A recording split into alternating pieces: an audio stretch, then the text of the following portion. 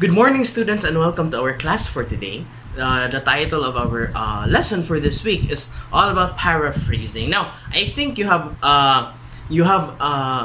learned or you have kanang nakadungog na mo ani nga word, but you actually don't know what it is and how to do it. So today we will be talking about exactly that. Okay, so we will learn paraphrasing this week. So let's go first to our agenda for today. Our goals for today, or the outline of our lesson. First, we will be talking about what is paraphrasing. So, unsa ni ang paraphrasing? Next, how to paraphrase. How are we going to do this paraphrasing? Three is things to avoid in paraphrasing. And number 4, practicing paraphrasing. So, in this lesson already, we will be already practicing paraphrasing. Okay? So, let's have first an icebreaker. Now, I want you to how can we make a story? How can we make a story out of these pictures? So I have these 3 pictures here, as you can see. Now I want you to make a story out of it. Okay? So I'll give you a few minutes. And then you make a story out of it. You can pause the video, and once you have the story, you can turn the video. You can play the video again. Okay? Okay, so I think you are done with the story. So the story that you have may sound like this. Okay? So mao ni ang story nga ako ang na form from these pictures. So ani siya? There was this man who was finding gold on the river, and then he finally found gold, and then he turned it into a golden sculpture, or this kaning murag horse nga unsa ni siya. So that's the story. That's the story of our that's the story that I can make. I think you have the same story as me.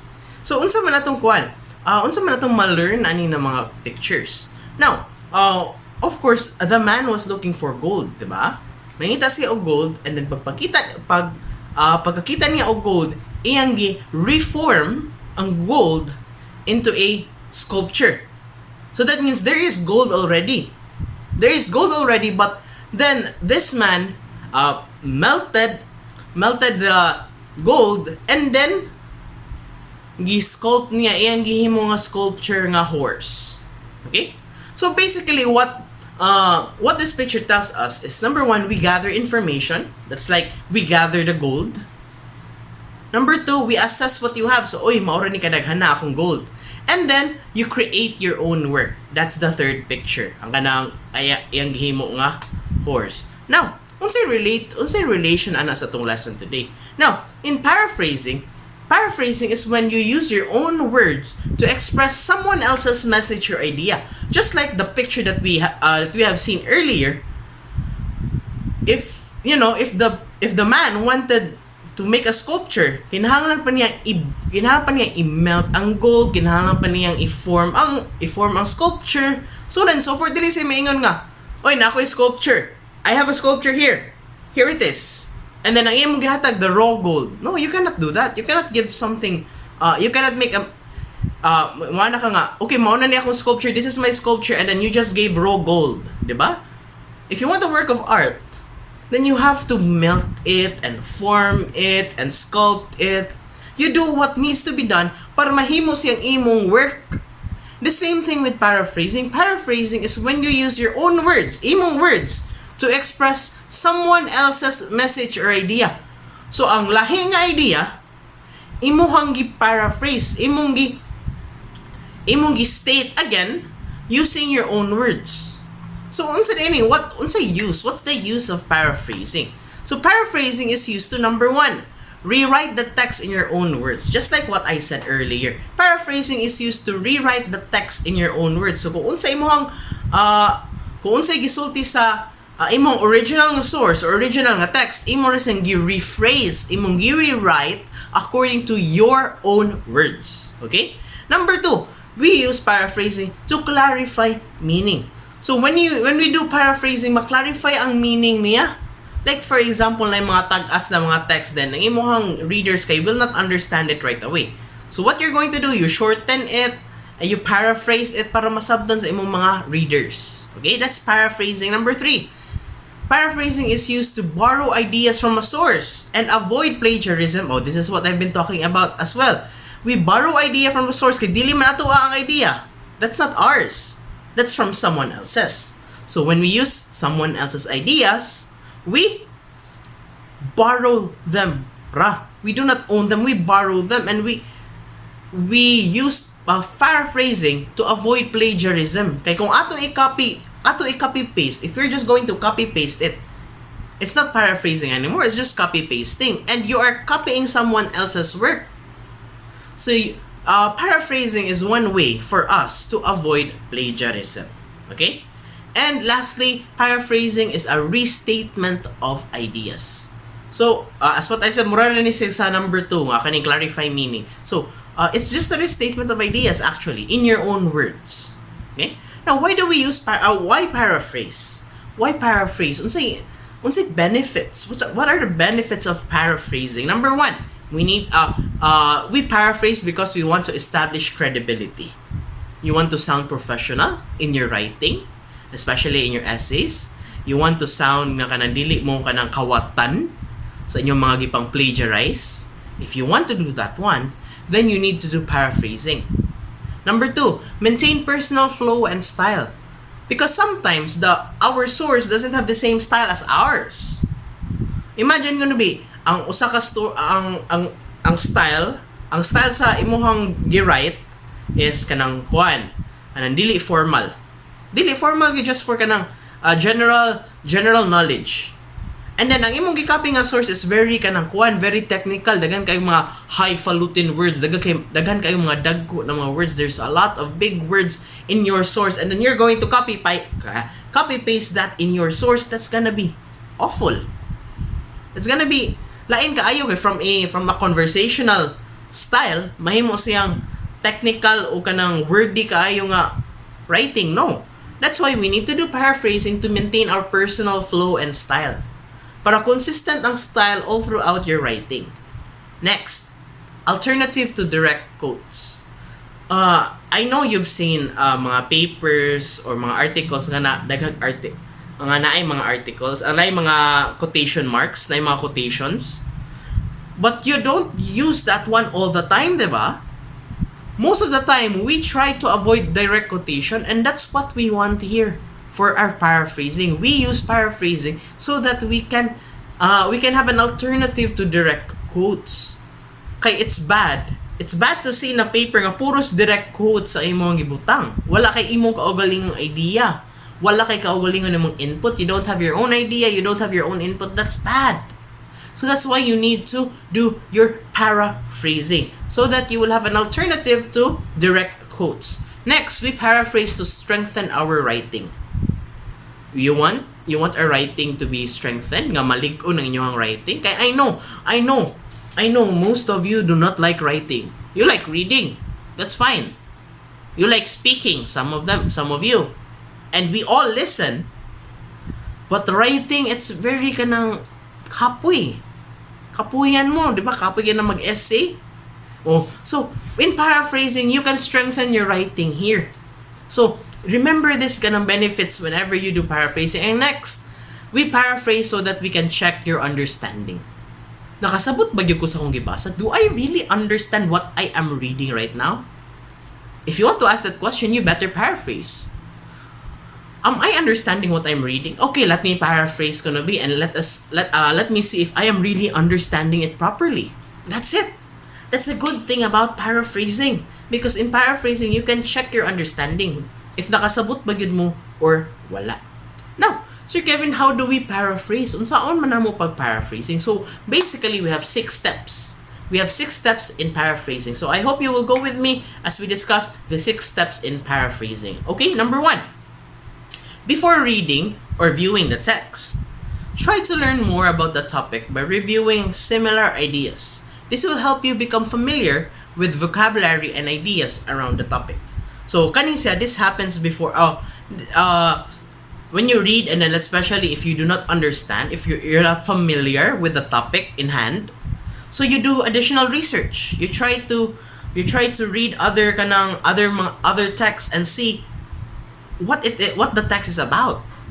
let's say for example, you're talking about the phrase that I am going to let you paraphrase is about climate change, and you don't know a thing about climate change. So what you are going to do is you are going to look for other sources, you read until you can understand the topic. Okay, climate change is blah blah blah blah blah. Blah blah blah blah blah. Okay? So that is paraphrasing.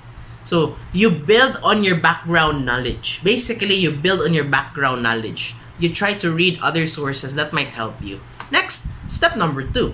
Read and reread the passage. This is very important. Okay?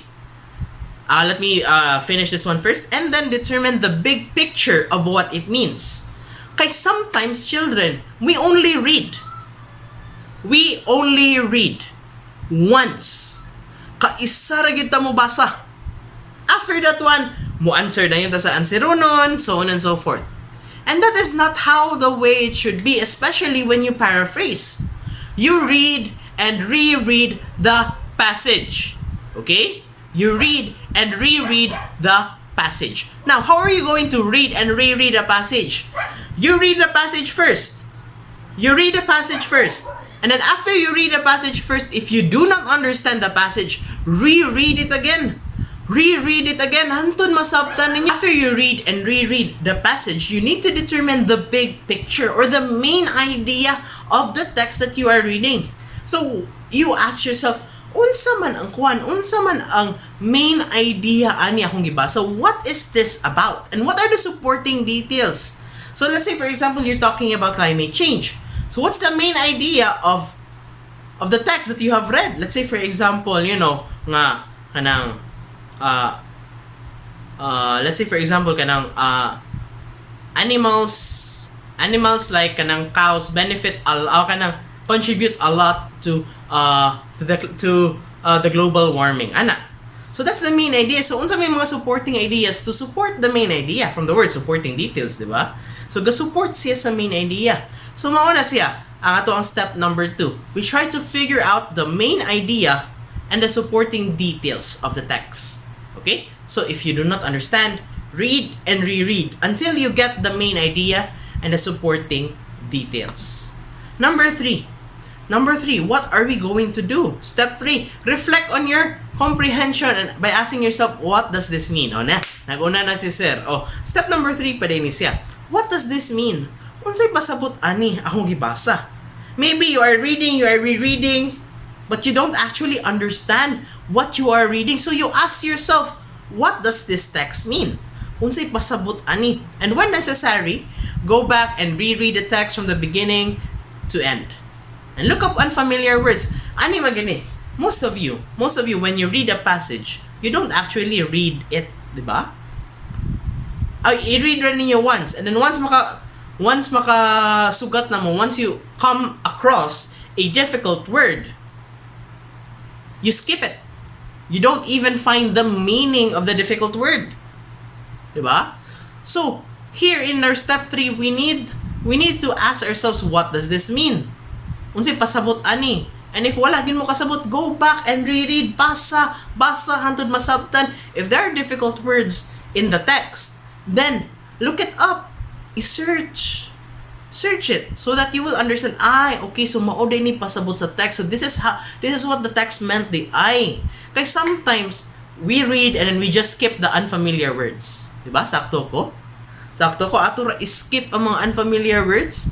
But we cannot do that when you want to paraphrase. We have to understand, or bisag any aspect of reading, dapat ato gyud i-search ang mga words nga wala nato nasabtan. We need to search the words that we don't really understand.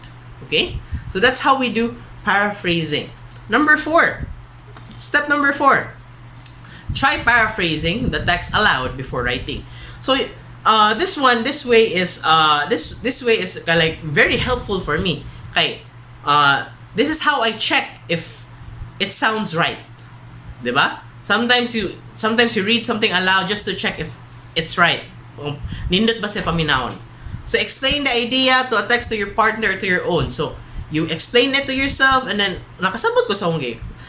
Do I really understand what I paraphrased? And if you do, then that's good. And if you don't understand, so try doing the paraphrasing again. Okay? Step number 5. Step number 5 is this one. Paraphrase. Mao na ni. Paraphrase the text by writing the meaning in your own words. So, what does it mean in your own words? Okay? So, this is how we paraphrase. Number 1, we change the sentence structure, phrase, voice, or ultimately ato i-rephrase siya. So, basically, that is one way of paraphrasing.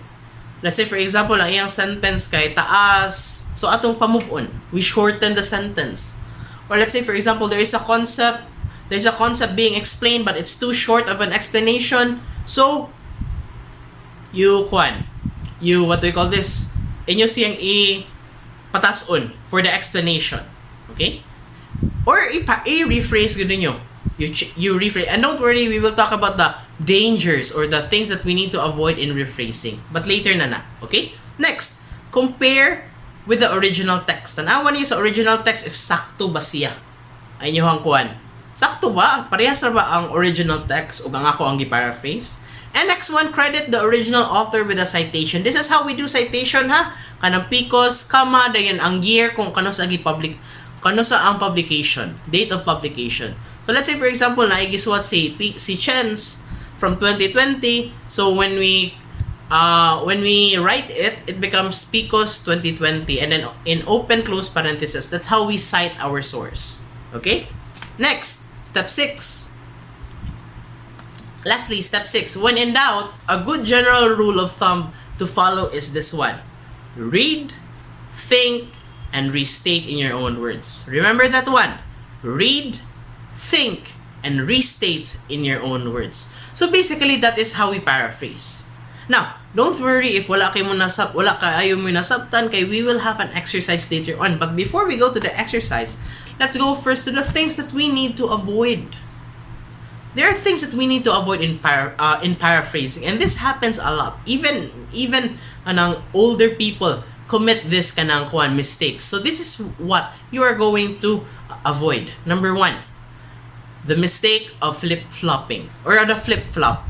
Now, ang flip-flop, if you could see there in our original text, this is the original text. And kanang plagiarism, awag, unsa gibuhat niya? I-paraphrase daw niya. Kanang still plagiarism, i-paraphrase daw na niya. Pero awa ang paraphrasing. Sakto ba? Kaya ramang gikuan, iya ramang bali-bali. Oh, when the cell is ready to divide, the nuclear membrane dissolves. But it's still plagiarism if inyo rang gibali-bali ang words. The nuclear membrane dissolves when the cell is ready to divide. Still the same words, diba? Wala na ilis ang mga words. So when you want to paraphrase, you have to you have to rephrase it. Ilisan ninyo ang mga words. Just because nag-flip-flop ninyo siya, it doesn't mean nga it's paraphrased already. Okay? Next. Nakuha ra ninyo ang flip-flop. Next. The next mistake that we commit is this one, the Quickswap.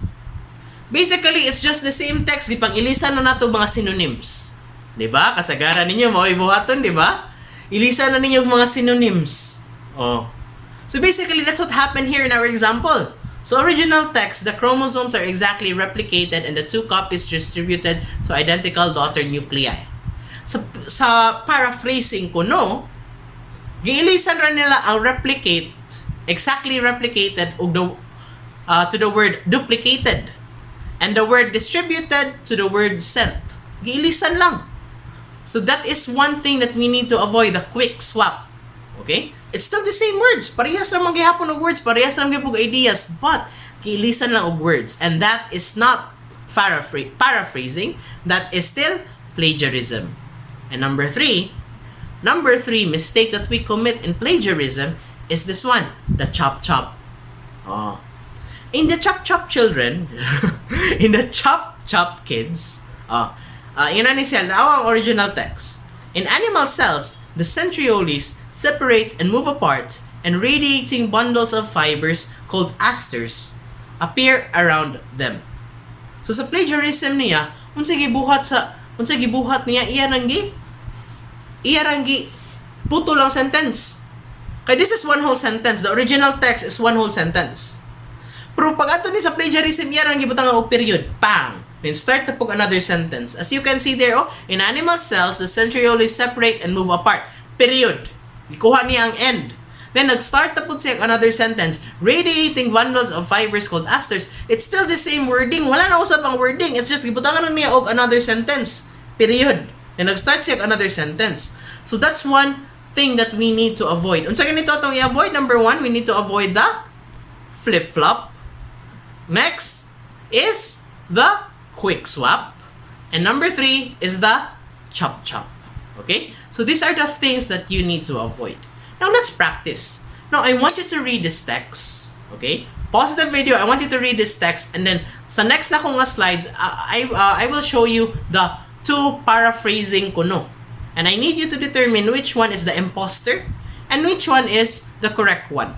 Okay? So pause this video and then read this text. Are you done reading this text?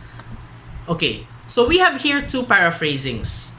Which one here, pause the video and determine which one here is the paraphrase na sakto or which one is the plagiarism. Okay? Pause the video and I will wait for you. You have the answer already. So asa man ana? Asa man ana ang plagiarized?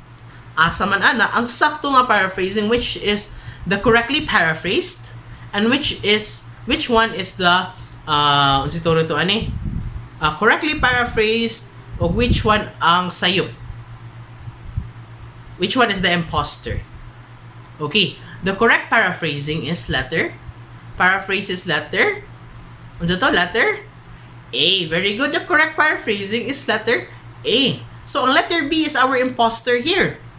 So tanawan niyo ang letter B o letter A. You can pwede na niyo i-rewind if makita ninyo parehas-parehas sa siya wordings. It's just the same. Nalagi pang ilisan, nalagi pang chop-chop, so on and so forth. So correct. If you answered letter A, you are good. You know how to paraphrase. Okay? Now let's go to another exercise. Read this text, and then pause the video. I'll read this, and then I will show you the next paraphrasings. Okay? Are you done? So here are our paraphrases.